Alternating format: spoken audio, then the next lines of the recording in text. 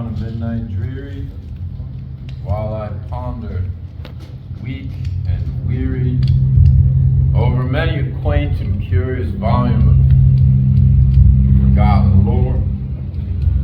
As I nodded off, nearly napping,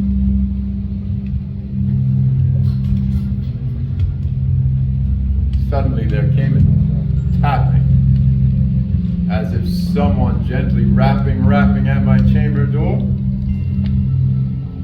"'Tis some visitor," I muttered, rapping at my chamber door. "Only this, nothing more." Distinctly I remember it was the bleak December, and each separate dying ember wrought its ghost upon the floor. Vainly, yes, I sought to borrow from my book surcease's sorrow for my lost Lenore. Oh, my Lenore, the rare and radiant maiden whom the angels name Lenore, nameless here forevermore.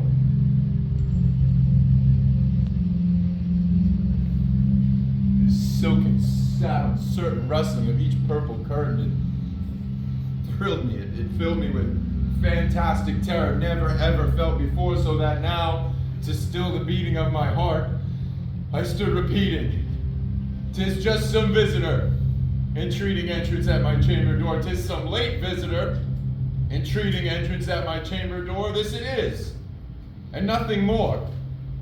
Yes, presently my soul grew stronger, hesitating there no longer. "Sir," said I, "or madam, truly your forgiveness I implore, but the fact is I was napping, and so faintly you came tapping, and so gently you were rapping, that I scarce was sure I heard you, and here I opened wide the door, and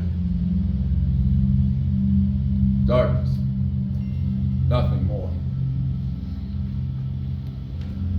Deep into the darkness peering long, I stood there, wondering, fearing, doubting,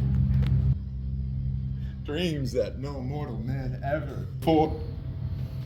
But the silence was unbroken, and the stillness gave no token, and the only word there spoken was the whispered word, "Lenore." This I whispered, and an echo murmured back the word, "Lenore? Lenore? Lenore? Lenore. Merely this, friends, nothing more." Lenore. Back into my chamber turning, all my soul within me burning. And I heard it somewhat louder than before. "Surely," said I, "surely there is something at my window lattice. Oh God, let my soul be still this moment, and this mystery explore. 'Tis just the wind, 'tis just the wind, 'tis just the wind, and nothing more." And open here I flung the shutters, when with many a flirt and flutter in there stepped a stately raven from the saintly days of yore. Not the least obeisance made he, not a moment stopped or stayed, but he perched upon a bust of Pallas just above my chamber door. He perched and he sat, and nothing more.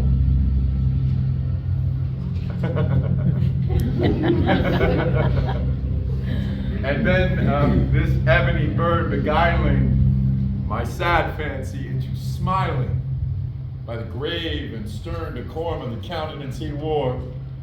"Though thy crest be shorn and shaven, thou," said I, "thou art sure no craven, ghastly, grim, and ancient raven wandering from the nightly shore. Tell me what thy lordly name is on the night's Plutonian shore." Quoth the raven, "Nevermore." Startled by silence broken by reply so aptly spoken, straight I wheeled a cushioned seat in front of bird and bust and door. Into the velvet sinking I betook myself to linking fancy upon fancy, thinking What could this ominous bird of yours mean by croaking nevermore?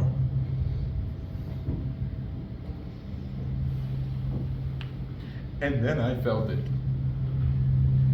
Methought the air, it did grow denser, perfumed by some unseen censer, swung by seraphim whose faint footfalls tinkled on the tufted floor. Oh yes, wretch, I cried.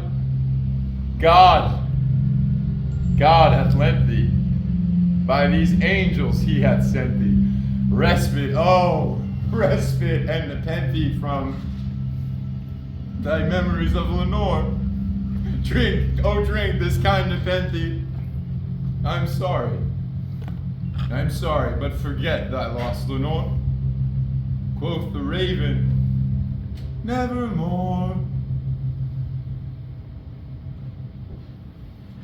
Oh, prophet, huh? Yeah? Prophet? Thing of evil?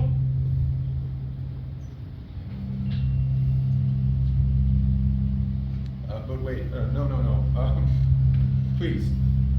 Prophet still.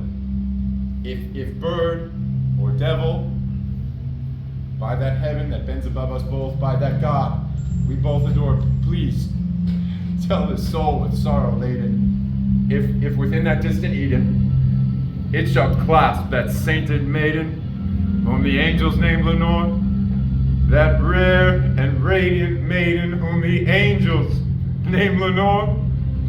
Quoth the raven, nevermore. Be that word a sign of our parting, bird, or fiend, I shrieked upstarting. Get thee back to the tempest, get thee back to the nice Plutonian shore. Leave not a single black plume as a token of that lie that thou soul hath just spoken. Leave, leave my loneliness unbroken.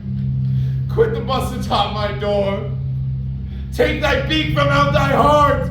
Take thy form from off thy door. Quoth the raven, nevermore.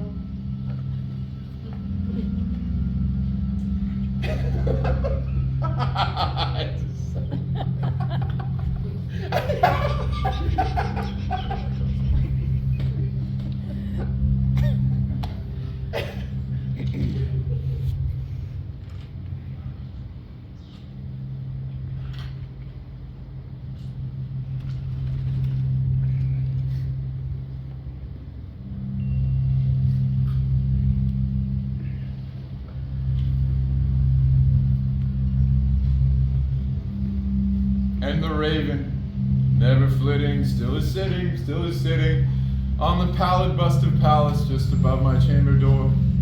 And his eyes of all the seemings of a demon's that is gleaming, and the lamplight over him streaming throws his shadow on the floor. And the raven, never flitting, still is sitting on the pallid bust of Pallas just above my chamber door.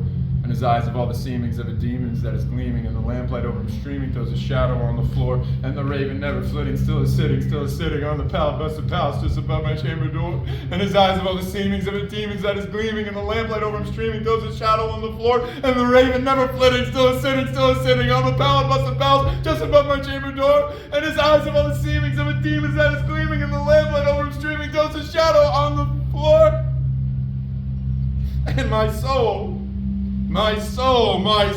from out that shadow that lies floating on the floor, it shall be lifted.